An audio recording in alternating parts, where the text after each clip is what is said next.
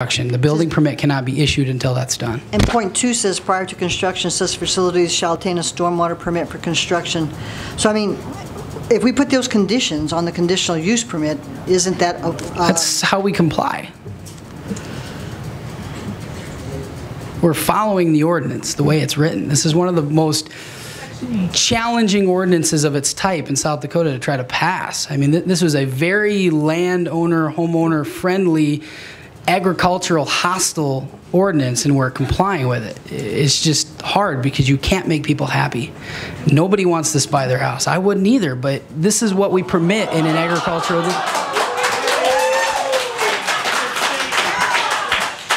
This is what we permit in an agricultural district. I want me to clear the whole side of the room, so I'll forget this one. Please. Please be respectful of everybody. We're trying to be respectful of all wishes.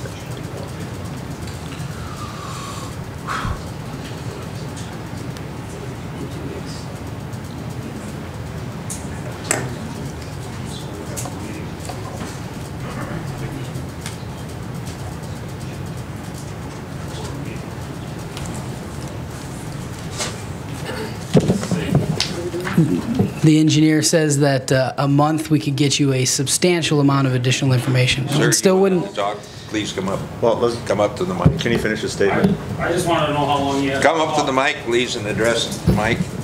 Thank you. he's not done talking yet? Yeah, go ahead and finish. The engineer tells us that in a month we can get you a substantial amount of additional information. It wouldn't be everything that you're asking for, but it would be a lot. Sir, Wait your turn. Oh, I thought you told me to come up. In a month you'll have a substantial amount of additional information to consider. It still wouldn't be everything, but it would be a lot more because the process has already started. Okay, thank you. Okay, go ahead.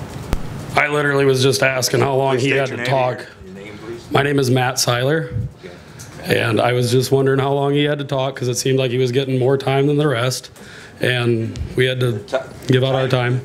Time issues was presentation to the board.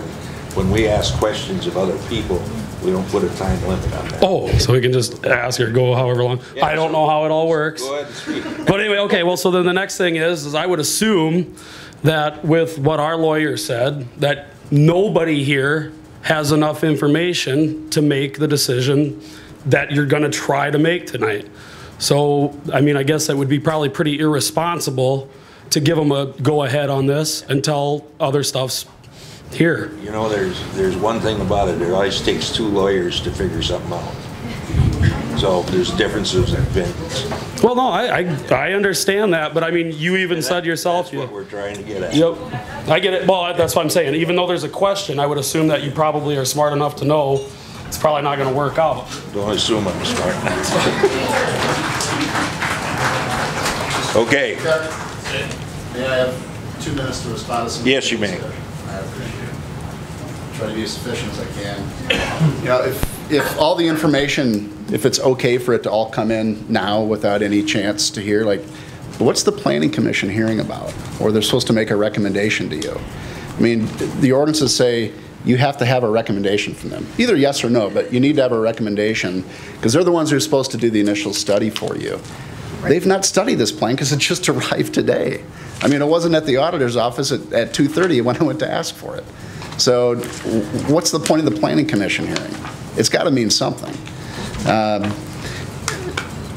Additionally, you know, your choices today are, well, I mean, you could table it, but I mean, it's yes or no. That you're either going to grant them a conditional use permit or you're not. You can't give them a maybe. You can't say, yeah, it's looking pretty good, fellas. It's a tentative yes. Let's come back in a month or two when we have your engineering plan. And when you're looking at a building permit, it's too late then. You can't then get back into whether it's just then, does the building meet whatever building requirements there are? It's too late then to go back and look at whether they comply with conditional uses, whether you look at things like in 51910, like prevailing wind direction. It's too late tomorrow to look at that. Tonight is your only opportunity. And I notice Commissioner, oh, I'm going to kill your name. Can I call you Deborah, just not out of lack of formality, but when you're looking at the 519 and reading, doesn't it say prior to construction in 519.1 and 519.2 prior to construction? Yes, those do, but you got to turn the page. You got to turn the page to 519.10 that talks about the things that are supposed to be in front of you. And 519.1 is not applicable to Class E's anyway. It's only Class A through Class D.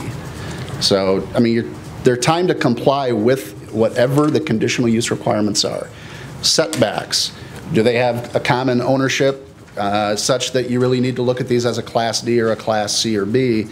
You've got to have that information now to even know what rules you're supposed to be applying, and they just haven't given you the information.